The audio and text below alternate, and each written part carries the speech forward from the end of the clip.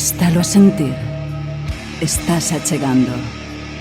Comeza Galiza Metálica.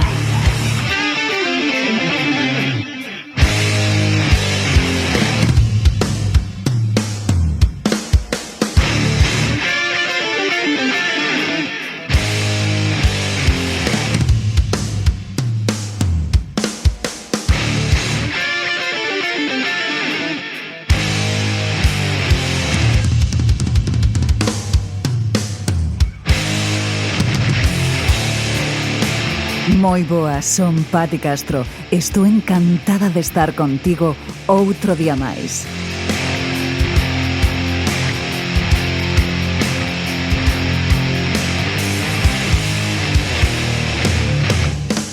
Hoxe chego vos con outro Galiza Metálica Cultural. O primeiro é darche as grazas por estar aí ao outro lado. Como ben sabes, o Galiza Metálica sae todos os luns. É un programa semanal que podes atopar en podcast nas plataformas de iVoox, Google Podcast, Spotify e Podgalego. Tamén ás noites da segunda a terça-feira, a partir das 12 hora portuguesa, podes escoitarnos na 106.fm en Antena Miño en Braga, en toda a zona norte de Portugal e sur da Galiza, grazas ao programa SOS Heavy Metal Radio Show do noso compañeiro nos mandos do Galiza Metálica, o gran imperatore das ondas, Filipe Marta.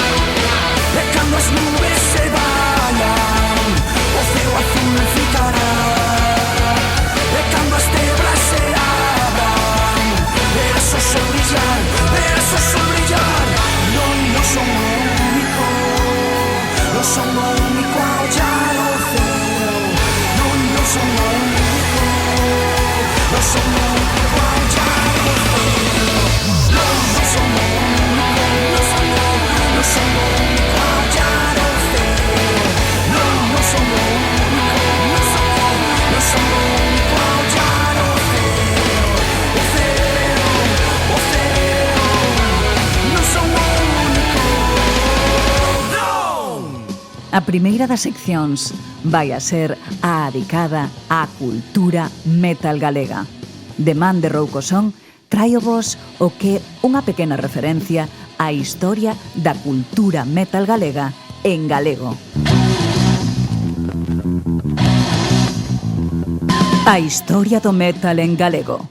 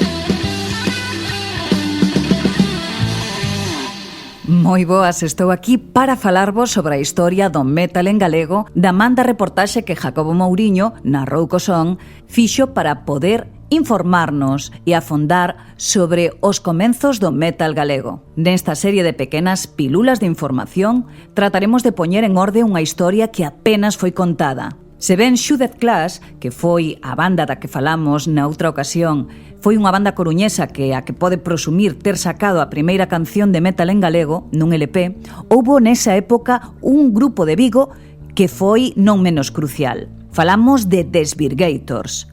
Naceu en 1986 na cidade olívica como un grupo de punk, un xénero que xa por aquela época contaba cunha potente escena en Galicia. E na súa demo, en cassette, en 1991, tivo unha considerable acollida en todo o estado. Incluíron un par de temas na nosa lingua, a pesar de que facían punk, era unha época de mestizaxe. E xa se adiviñaban algúns elementos de metal na súa música. Estes elementos comenzaron a facerse moitísimo máis visibles a partir de 1992, ano no que participaron nun recopilatorio estatal contra o servicio militar, titulado Deserción, con 2 temas, entre eles un en galego, titulado Unha de guerra. Finalmente, o ano seguinte, editaron o seu primeiro e único LP, titulado Desvirgators, no que a banda toca xa unha fusión plena entre o chamado hardcore punk e o thrash metal, coñecida como crossover thrash. Este disco foi fundamental, non só por ser o primeiro de crossover en Galicia, senón tamén por incluir non un, senón prácticamente a metade dos seus temas na nosa lingua. Cantar en galego seguía sendo algo reivindicativo en si mesmo, pero neste álbum xa non é un elemento de sorpresa, nin algo ornamental, senón que se asenta con comodidade no repertorio dun grupo de metal. As letras de cancións como Criaturas, Pintura Rosa, Acto de Fe ou a regravación de Unha de Guerra, escritas principalmente polo vocalista Xavi Vilar e pola baixista Pili Dios, expresan unha fonda crítica social, tratando temas como do medio ambiente, a desigualdade de xénero, a relixión ou a guerra, que estaban ben á altura do revolucionario da súa música. De novo, o igual que no caso de Shudder Class, o grupo acabaría se esvaecendo co paso dos anos e os seus discos agardan aínda por unha reedición, pero a súa influencia aínda é moi lembrada na escena viguesa e galega.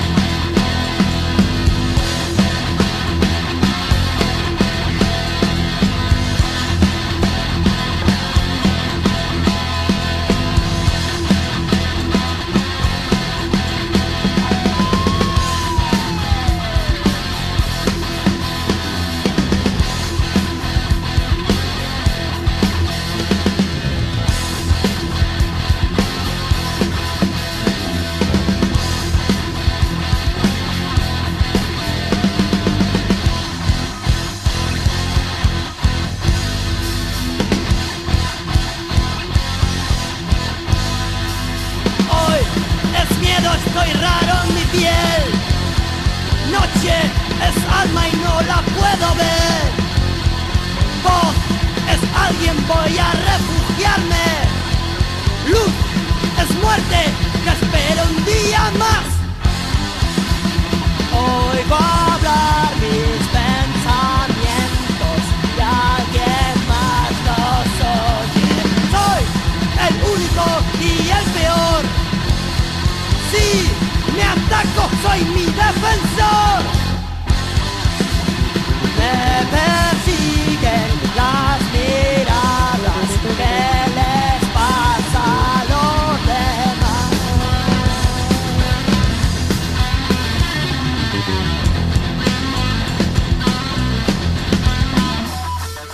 Laberinto interior. Sueño de autodestrucción. Ya soy libre en nueva realidad. Y hoy mi mundo nadie cabe más.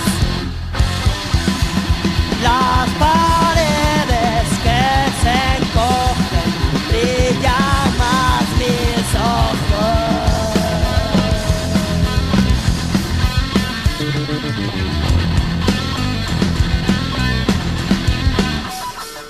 Laberinto interior.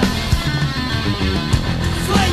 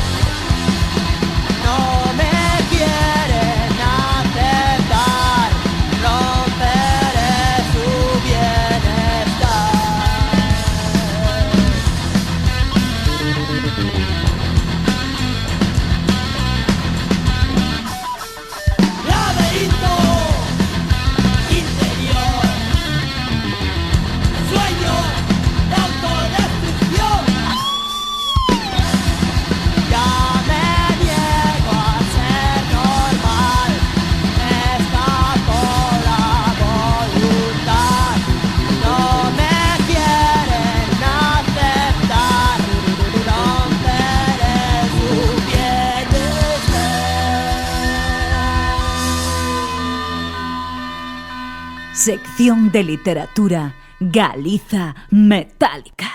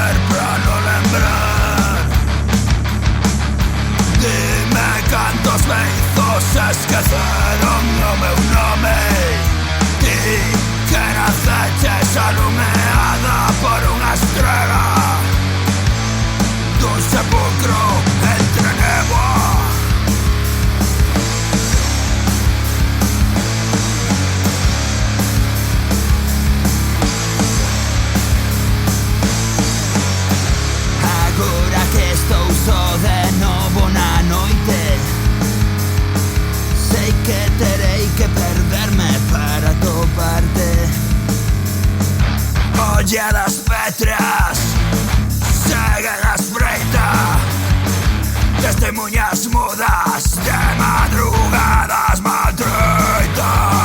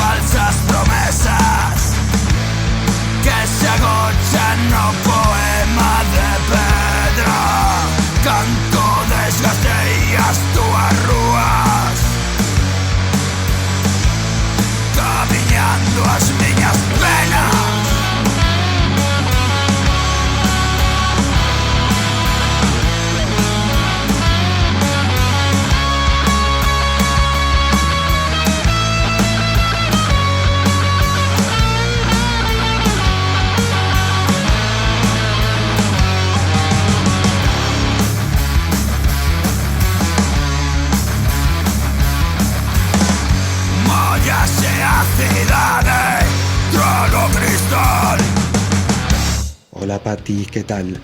Pois a miña recomendación para este segundo episodio de Galiza Metálica Cultural é un proxecto editorial que se chama Tes 5 minutos, que nace da colaboración entre a Deputación de Pontevedra e a editorial Galaxia. Ambas promoven cada ano un obradoiro de escritura, novela, relato e poesía, que se chama Escola das Letras.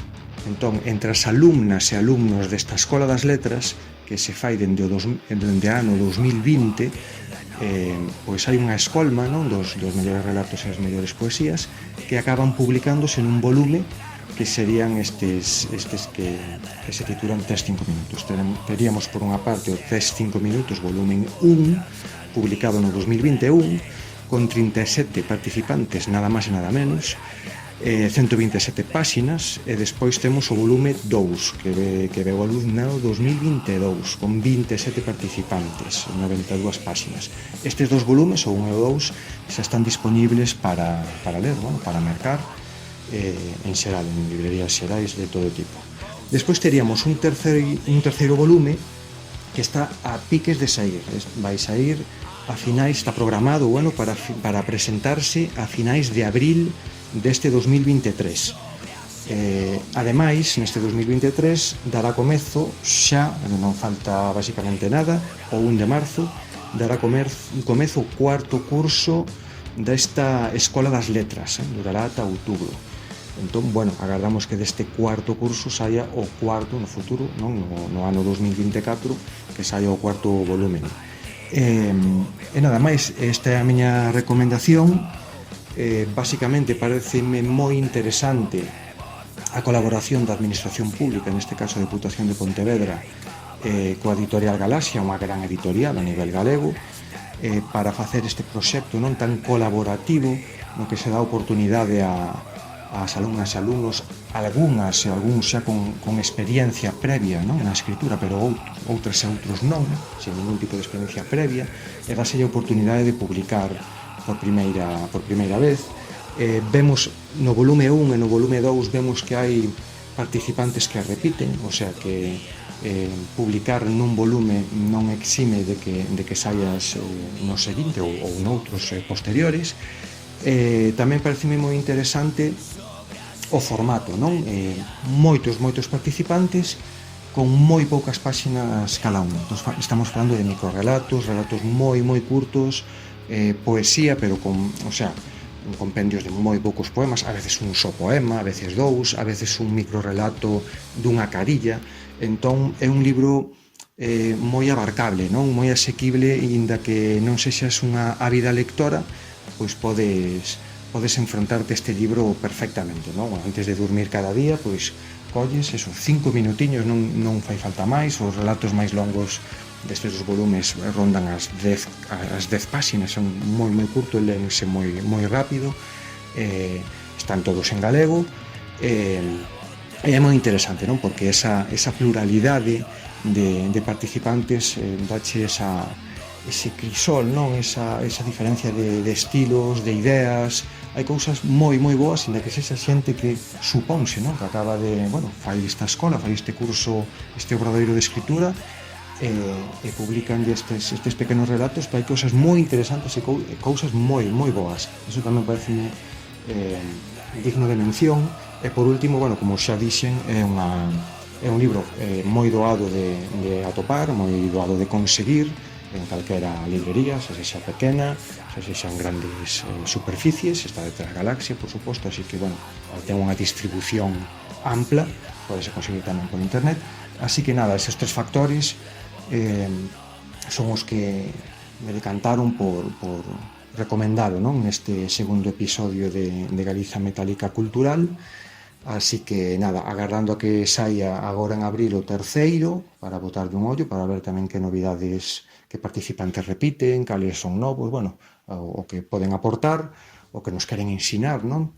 E nada, agardando tamén que este non sexa o último Galiza Metálica Cultural, con este formato. Agardo que isto vaya para adiante e que siga ben e con moito contido tan interesante, non? Así que, nada máis, despídome aquí, un saúdo, apertas, bicos, e vémonos, chao. Unha vez máis sobre-se acima do meu leito, cunha inquietude abisal. Na mentres a cidade durme os seus desexos, soños de luz artificial que asfixian.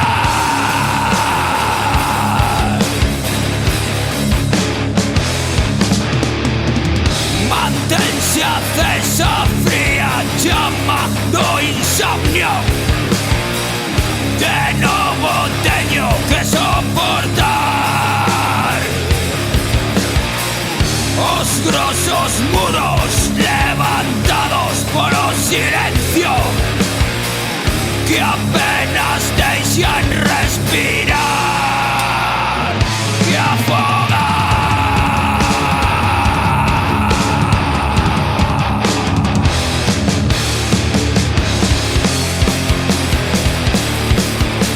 No negrume habitan espectros, o do miro rechiar las súas fauces. heridos de cada fracaso. Fanse forte sentío.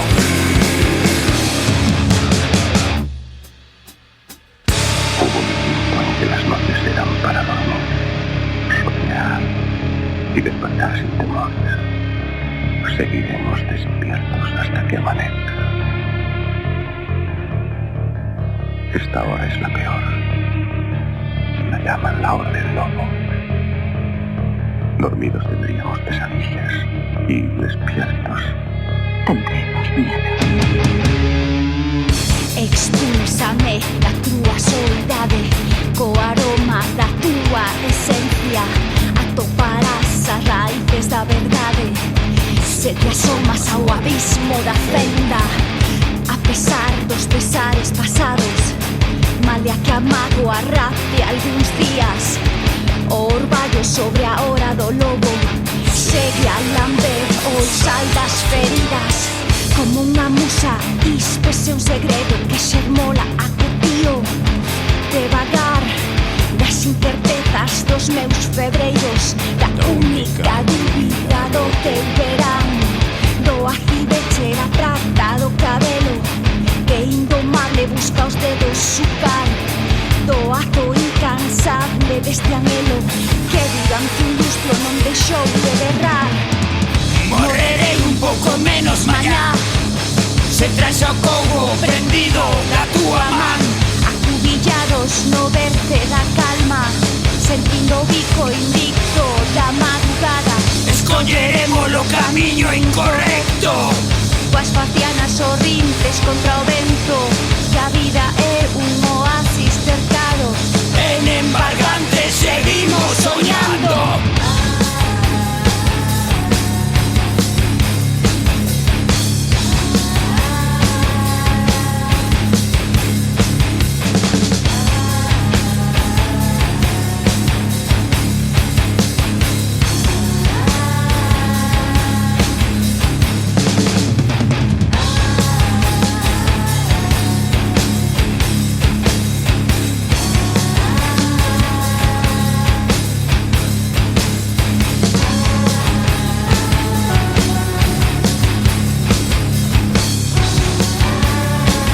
Seguiremos soñando.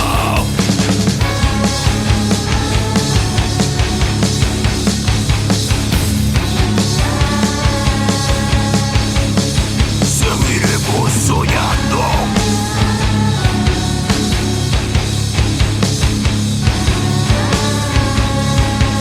Seguiremos soñando.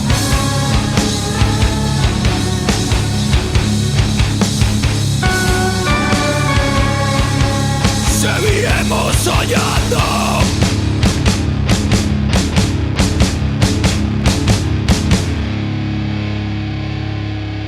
Pequena historia da Galiza.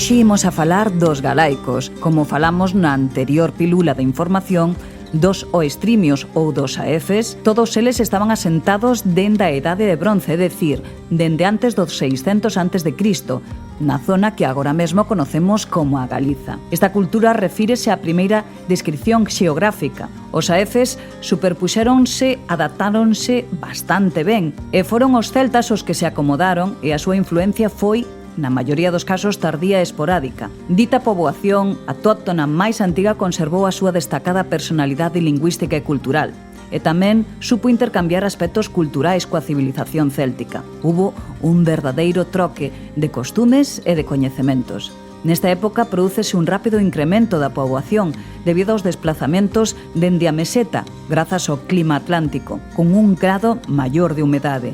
Este incremento de habitantes xenera conflitos e, como consecuencia, traen un aumento da minería, derivado da produción de armas e de obxectos de uso cotidiano. Debido á abundancia de metais nobles, as pezas de ornamento e xoiería neste período non tiveron parangón na historia, sendo moi valoradas como demostra o feito de haber sido atopadas non só en puntos distantes da península, senón tamén no sur e no centro de Europa. Esta cultura, xunto cos elementos que sobreviven da cultura megalítica atlántica e as aportacións que proceden das culturas mediterráneas máis occidentais, acaban derivando no que se denominou a cultura castrexa. Esta denominación fai referencia ás características poboacionais celtas chamados Dun ou Duin ou Don en lengua gaélica e que os romanos chamaron castros nas súas crónicas. En canto á organización social dos celtas galaicos, as primeiras referencias documentais que se atopan sobre a sociedade castrexa son as que proporcionan os cronistas das campañas militares romanas como Estrabón, Herodoto ou Plinio o Vello, entre outros. Estos describen os habitantes destos territorios como un conxunto de bárbaros que pasan o día e a noite pelexando, comendo, bebendo e danzando baixo a lúa. Das crónicas romanas, así como da interpretación dos abundantísimos restos arqueolóxicos por toda a actual Galiza e norte de Portugal, é posible inferir que se trataba dunha sociedade matriarcal, cunha aristocracia militar e relixiosa probablemente de tipo feudal. As figuras de máxima autoridade eran o caudillo, que era de tipo militar e con autoridade no seu castro ou clán, e o druida, principal referente médico e relixioso que podía ser común a varios castros. A cosmonoxía celta mantíñase homoxénea debido á facultade dos druidas de reunirse en concilios cos druidas de outras áreas, o que aseguraba a transmisión dos coñecementos e dos eventos máis significativos. A distribución territorial castrexa divide a súa área de influencia en espacios en torno ao castro, equivalentes ás actuais comarcas, de forma similar ao que se pode apreciar nas poboacións celtas das Illas Británicas ou do centro de Europa. A ocupación do territorio, baseándose en fortificacións, é coherente coa presión poboacional e a presencia de minerais, entre eles o ouro, que explicaría o interés romano por estender o seu dominio ao único territorio da Península Ibérica que ofrecía unha resistencia suficiente como para detelo.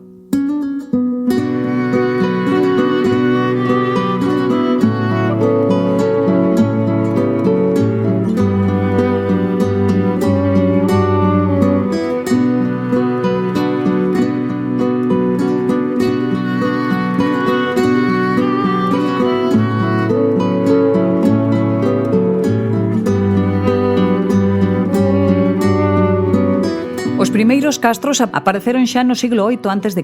no norte de Portugal e nas Rías Baixas e progresivamente estendéronse hacia o norte e dende a costa hacia o interior, probablemente seguindo as vías fluviais. A súa área de extensión ocupaba o territorio da actual Galiza e chegaban polo leste ata o río Navia en Asturias e polo sur ata o Douro, no Portugal. Según os hallazgos da epigrafía galaico-romana, interpretamos que existía un idioma indíxena, denominado posteriormente lingua galaica, emparentado coas linguas célticas que despois se substituíran polo latín como lingua oficial, aínda que conservaron algúns términos prerromanos. A economía castrexa era de base agrícola, cereais, leguminosas e gandeira, fundamentalmente ganado bovino en menor medida. Pero tamén practicaban a caza, o cervo, o corzo, o xabarín, a pesca, o marisqueo, así como a recolección de froitos. A pesar de que as fontes literarias clásico-grecolatinas refírense ao carácter belicoso dos galaicos, que eran hábiles nas emboscadas, en pillases ou en asaltos a tribus veciñas, preferían a morte á derrota e non se atoparon armas en abundancia que confirmen este carácter guerreiro tan marcado.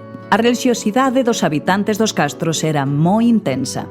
Existía un amplo panteón relixioso con cerca dun centenar de deuses e realizaban frecuentemente cultos ou rituais de sacrificio relacionados con elementos da natura, aínda que non se localizaron construcións cunha finalidade relixiosa.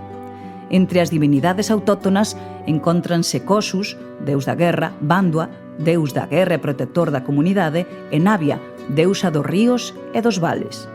Tamén contaban con deuses protectores dos povos, os cruces dos camiños, os animais, os bosques, a fecundidade, o gando, a recolección. Sin embargo, a pesar de que coñecemos moitos detalles da vida cotidiá dos castros galegos, descoñecemos os seus ritos funerarios e tampouco se atoparon necrópolis de inhumación nin de incineración. Na cultura popular galega, os castros son o lugar no que habitan os seres como as mouras, mulleres fermosas e encantadas de pel branca, peinan o seu pelo con peines de ouro, e os mouros, un pobo máxico, artífice dos castros e das mámoas e dos petróglifos, que esconden os seus tesouros de ouro e as súas riquezas baixo a terra. Sin dúbida ningunha, os castros son lugares máxicos. E entre as súas pedras podes descubrir moitas curiosidades sobre a historia da Galiza.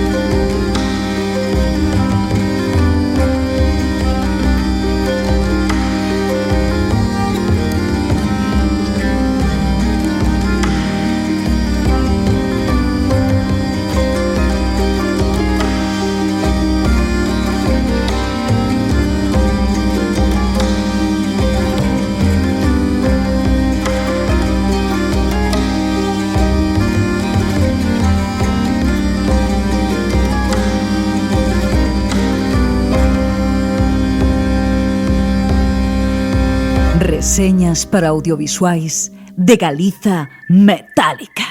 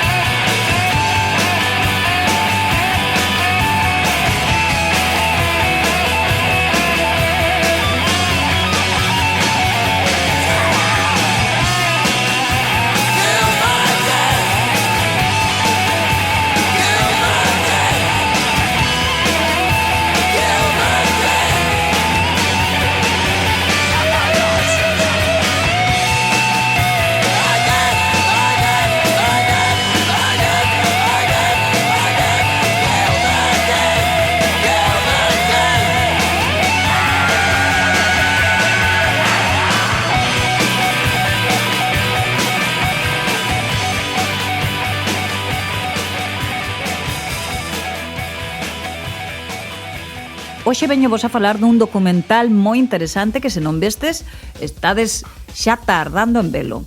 Chámase A Headbanger's Journey e é un documental do ano 2005. Foi dirixido por Sean Dunn, un antropólogo canadiense graduado na Universidade de Nova York e ademais de poseer varios postítulos, é un fanático do heavy metal, dende moi cediño. E no documental viaxa ao rededor de todo o mundo para revelar as opinións e os mitos acerca do heavy metal, incluindo os seus orixes, e a controversia que o rodea, a razón de por que é tan amado por tantísima xente e tamén para explorar un pouco a súa cultura. A película fixo o seu debut no Festival Internacional de Cine de Toronto en 2005 e foi lanzada como edición especial en doble DVD en Estados Unidos o 19 de setembro de 2006. O documental comeza cunha discusión sobre cal é realmente a primeira banda de metal.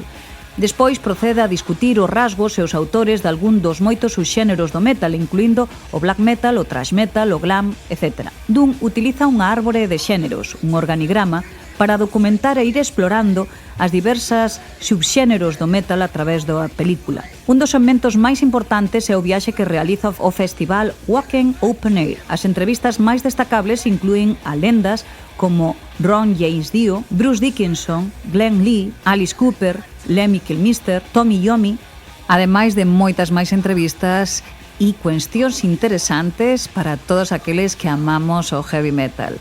Moi recomendable este viaxe dun metalhead, viaxe dun headbanger ou Headbanger Journey. Recomendabilísimo. Xa sabedes, hoxe dende a sección de audiovisuais de Galiza Metálica.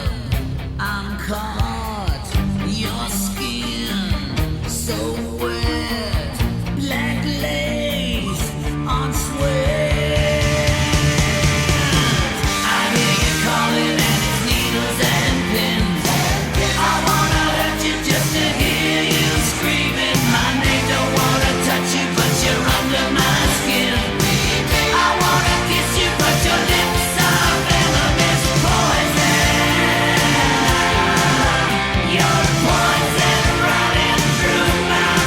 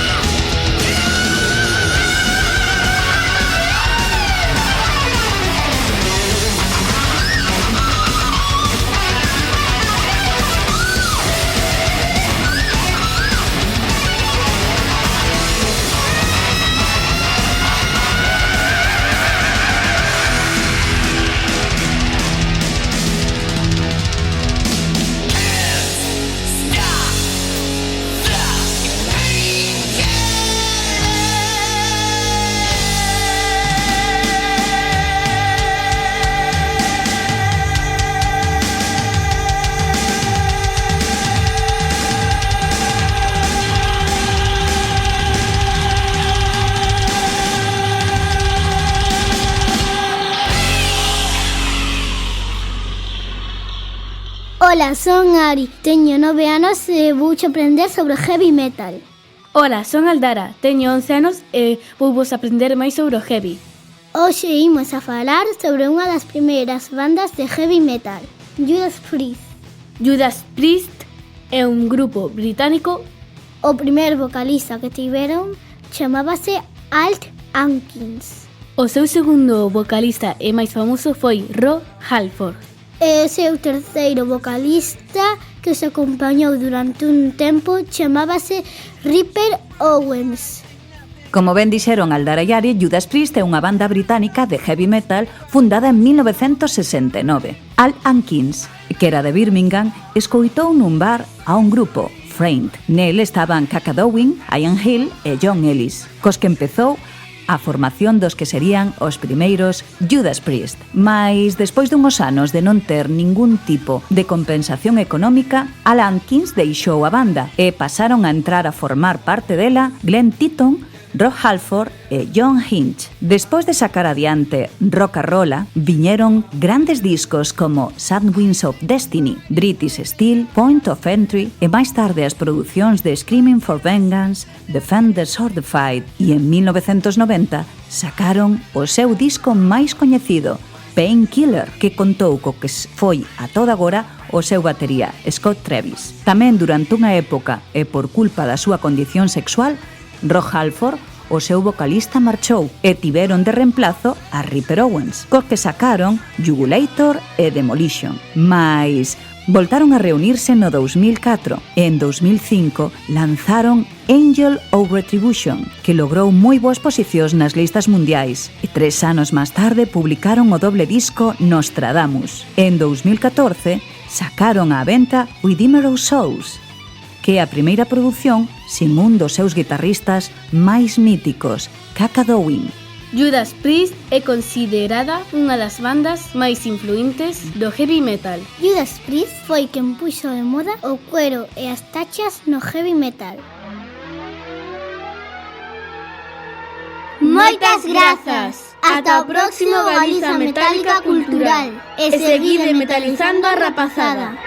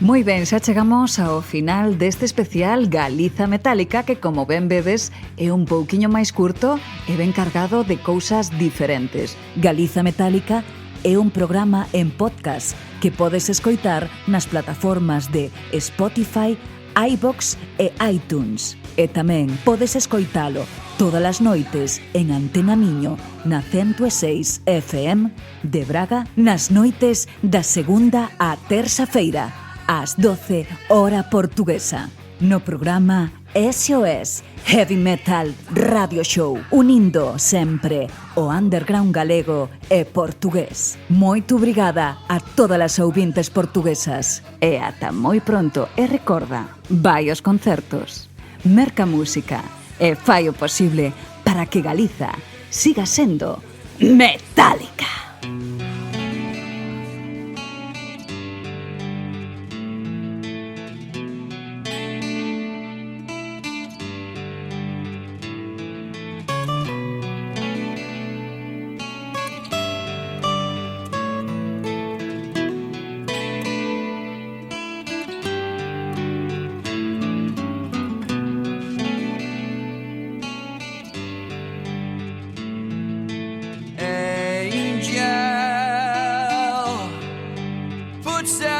Around me now, protect me from this world of sin, so that we can rise again.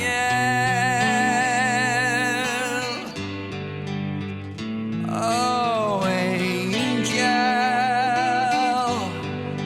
we can find our way somehow, escaping from the world we're in, to a place where we began.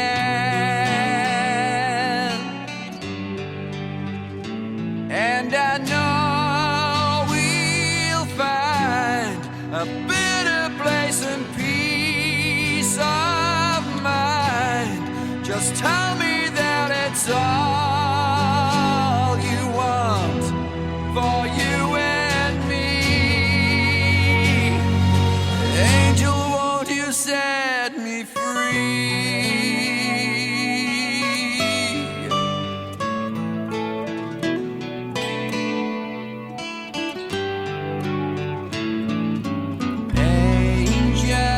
Angel, remember how we chased the sun, then reaching for the stars.